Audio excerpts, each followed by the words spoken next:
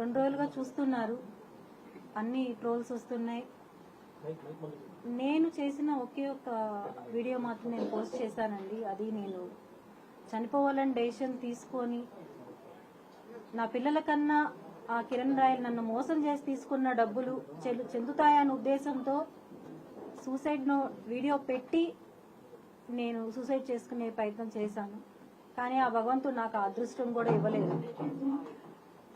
నేను తిరిగి ఇంటికి వచ్చిన తర్వాత నుంచి నేను చూస్తున్నానండి, కిరణ్ రాయల్ ఏవైతే ఆరోపణలు నా పైన చేస్తున్నాడో అతను ఏ ధైర్యం చూసుకొని అలా మాట్లాడాడు అనేది నాకు అర్థం కాని విషయం.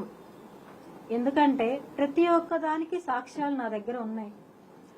అతను ఏదైతే వీడియోలు చూపెట్టి రికార్డ్స్ మాకు ఏ సంబంధం లేదు అని చెప్పి నా దగ్గర తీపించుకున్న వీడియోస్ అన్ని, అతను నన్ను బెదిరించి తీపించుకున్న వీడియోస్ అనడానికి సాక్ష్యాలు కూడా నేను ఆల్రెడీ ప్రొవైడ్ చేశాను. నేను నా పిల్లల్ని బయట వస్తే చంపేస్తాను, రోడ్లో రారా అని బెదిరించే స్థాయికి అతను దిగజారాడు. అతను నేచర్ ఏమంటే అండి, నేను డబ్బులు ఉన్నంత వరకు ఏ అమ్మాయినన్నా ఒక రాణిలాగా చూస్తాడు. డబ్బులు అయిపోయింది అమ్మాయి దగ్గర అంటే కారణాలు వెతుక్కొని ఏది చూసి ఈ అమ్మాయిని వదిలేయాలి అని వెతుక్కొని ఆ అమ్మాయిని ఘోరంగా మోసం చేసి నాశనం చేసి వదులుతాడు. ఇక్కడ నాశనం అయ్యేది అందరి దృష్టిలో ఒక అమ్మాయి కాదండి, ఒక కుటుంబం. ఈరోజు ఒక వీడియో ఏదైతే వచ్చిందో, నేను చైన్ వేస్తుండగా వచ్చిన వీడియో, అది ఏదో ఎఫెక్ట్స్ తో తీసిన వీడియో అని చెప్పి నేను కాదందులో ఉండేది అని మాట్లాడుతున్నాడు. అలాంటి టెక్నాలజీ వాడాల్సిన అవసరం నాకు లేదు, అంతగా నాకు తెలియదు. మీరు చూసినట్టయితే ఈరోజు నేను ప్రెస్ క్లబ్ నేను ఒక్కదాన్నే వచ్చాను. ఇంకా ఎన్నో అన్నారు, వైఎస్ఆర్సీపీ వాళ్ళ దగ్గర 20 లక్షలు క్యాష్ తీసుకుంటే ఎవరైతే మీడియా ముందుకు రారు అని.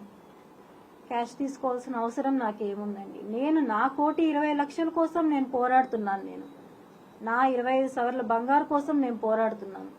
ఇవి మీరు కేవలం బంగారు డబ్బులు అనుకుంటున్నారు, ఇది నా పిల్లల భవిష్యత్తు. నా పిల్లల భవిష్యత్తు కోసం నేను పోరాడుతున్నాను. నేను ఈరోజు అతను మాట్లాడాడు కిలాడి లేడీ, అందుకని మేము 2013 నుంచి మా పక్కనున్నారు, చిట్లు వేశారు చుట్టుపక్కల అని. మీరు ఎవరైనా సరే మీడియా పరంగా కానీ పోలీసుల పరంగా కానీ ఎవరైనా కూడా ఆ చుట్టుపక్కల వెళ్ళి ఒకసారి ఎంక్వైరీ చేశారంటే అది యాక్చువల్గా మా అమ్మగారి ఇల్లు. అక్కడ చీటీలు అలాంటివి ఏమీ లేవు. మా నాన్న రిటైర్డ్ అయిన తర్వాత అక్కడ ఇల్లు కట్టుకున్న తర్వాత కిరణ్ రాయల్ అక్కడ ఇల్లు కట్టాడు. అలా అతనితో నాకు పరిచయం అయింది. అతను మాయ మాటలకు నేను మోసపోయాను. నేను తేరుకునేసరికి నా చేతిలో ఏమీ లేకుండా పోయింది. ఈరోజు అతను నన్ను ఎన్నో విధాలుగా నా పైన కేసులున్నాయి కిలాడి లేడీ అంటున్నాడు. కేసులు ఉండడానికి కారణం, కేసులున్నది వాస్తవం అండి, నేను చెప్తున్నాను. ఆ కేసులు ఎందుకున్నాయంటే అతనికి నేను చేసిన ట్రాన్సాక్షన్ వల్ల, అతను నాకు చేసిన మనీ ట్రాన్సాక్షన్ వల్ల 1,00,000 రూపాయలు అతని మనిషికే నా అకౌంట్ నుంచి వెళ్ళిన దానివల్ల అది కేసు అయ్యింది. ఆ కేసులో ఉండేవాళ్ళు నాతో పాటు ఉన్న అతను కిరణ్ రాయల్ అనే వ్యక్తి దగ్గర పనిచేసే ఒక అబ్బాయి. అతను కూడా జనసేనకి ఇంతకుముందు వర్క్ చేశాడు. ఆ అబ్బాయి ఈరోజు ఆ అబ్బాయిని కూడా మ్యానిపులేట్ చేశాడు డబ్బులు ఇచ్చి. ఎన్ని చేసినా నిజం అనేది ఎప్పటికన్నా బయట రావాలి. కాబట్టి నేను ఈరోజు మీకు చాలా చెప్పాలనుకుంటున్నాను నా వేదన. ఎందుకంటే ఒక అమ్మాయి బయట వచ్చి ఇలా చెప్పడం అనేది కుటుంబాలకు అందరికీ పరువు పోయిన ఇది నేను ఫేస్ చేశాను. ఎందుకంటే నాకు ఉన్న 2-3 కూడా నన్ను బ్లాక్ చేశారు. ఎందుకంటే నేను అందరు పరువు తీశాను అని వాళ్ళ ఉద్దేశంతో నన్ను బ్లాక్ చేయడం అనేది జరిగింది. అయినా పర్లేదు, ఎందుకంటే నా ఆపదలో నాకెవరూ తోడు నిలబడలేదు.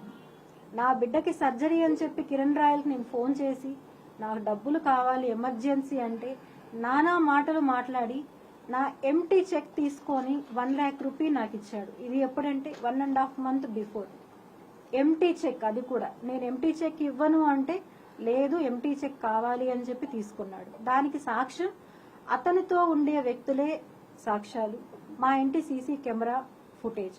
ఆ తర్వాత అతను కాల్ చేసి నన్ను బెదిరించి చాలా అమానుషమైన మాటలు మాట్లాడి ఇంటికి వస్తున్నాను ఎవరిని పిలుచుకుంటావో పిలుచుకో, ఏం చేస్తావో చేసుకో అని చెప్పి బెదిరించి అరగంటలో మా ఇంటికి వచ్చి నన్ను దారుణంగా కొట్టాడు.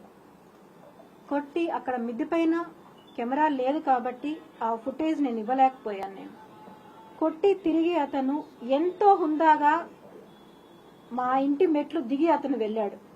దానికి కావాల్సిన ఎవిడెన్సెస్ అన్నీ కూడా నేను ఇంతకుముందే ఒక ఛానల్కి కూడా నేను ప్రొవైడ్ చేయడం జరిగింది. మళ్ళీ ఇప్పుడు కూడా నేను ఒక్కసారి ఆ వాయిస్ రికార్డు వినిపిస్తాను. ఇవి వినిన తర్వాత కూడా ఎవరైతే ఇప్పుడు నా పైన నిందలు వేస్తున్నారో, ఎంత దారుణంగా మాట్లాడుతున్నారో, వాళ్ళు ఇది వినిన తర్వాత కూడా మాట్లాడగలరా అని నేను అడుగుతున్నానండి వాళ్ళని. చాలా అంటే చాలా ఘోరంగా.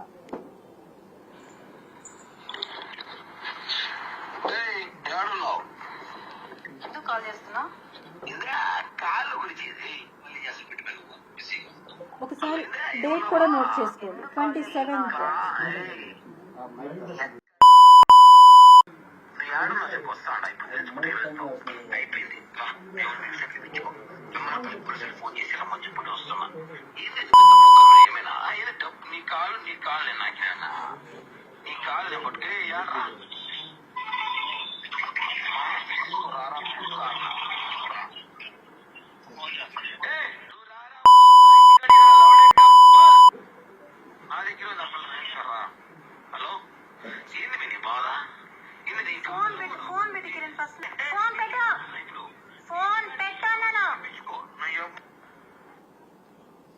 ఇలా బెదిరించిన ఒక 20 minutesకే అతను మా ఇంటికి వచ్చి ఈ ఫుటేజ్ మీరు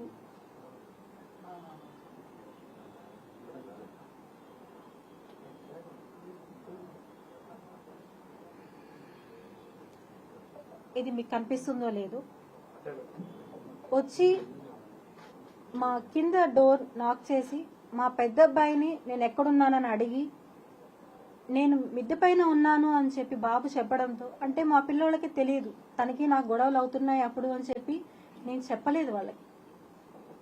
పెద్ద అబ్బాయి కింద ఉన్నాడు, చిన్న అబ్బాయి నాతో పైన ఉన్నాడు. అయిన వెంటనే వచ్చి నన్ను దారుణంగా కొట్టి తిరిగి అతను ఎంతో హుందాగా వెళ్ళిపోయాడు. అతను ఆ రోజు చెప్పినట్టు అడిగాడు, నాకు చెప్పాడు, ఏ పోలీసుని పిలుచుకుంటావో పిలుచుకో, ఎవరు వస్తారో రాని నేను చూసుకుంటాను అన్నాడు. ఏం చెయ్యలేరు నేను ఎవరొచ్చినాను. అతనికి ఆ ధైర్యం ఎలా వచ్చింది అంటే, అతను కాన్ఫిడెంట్ గా చెప్తాడు, నా వెనకాల జనసేన ఉంది, పవన్ కళ్యాణ్ గారు ఉన్నారు, నాదెండ్ల మనోహర్ గారు ఉన్నారు నా వెనకాల ఎవరేమంటారు వాళ్ళని, వీర మహిళలు ఉన్నారు నా వెనకాల అంటున్నాడు. వీర మహిళలు పవన్ కళ్యాణ్ గారు, నాదెండ్ల మనోహర్ గారు, వీళ్ళందరూ కూడా అమ్మాయిల్ని మోసం చేయమని చెప్పి కిరణ్ రాయలకి చెప్పారా? అమ్మాయిల్ని పవన్ కళ్యాణ్ గారు చాలా దృఢంగా చెప్పారు, ఎక్కడ ఆడపడుచు కష్టం వచ్చినా నేను నిలబడతాను అని. నేను 2 రోజులుగా పోరాడుతున్నాను. నిన్న ఒక నోటీస్ విడుదల చేశారు, పార్టీకి దూరంగా ఉండాలి కిరణ్ రాయల్ అని చెప్పి. అంతే తప్ప నాకు సపోర్టుగా ఇంతవరకు ఎవ్వరు కూడా ఒక్క కాల్ కూడా నాకు రాలేదు.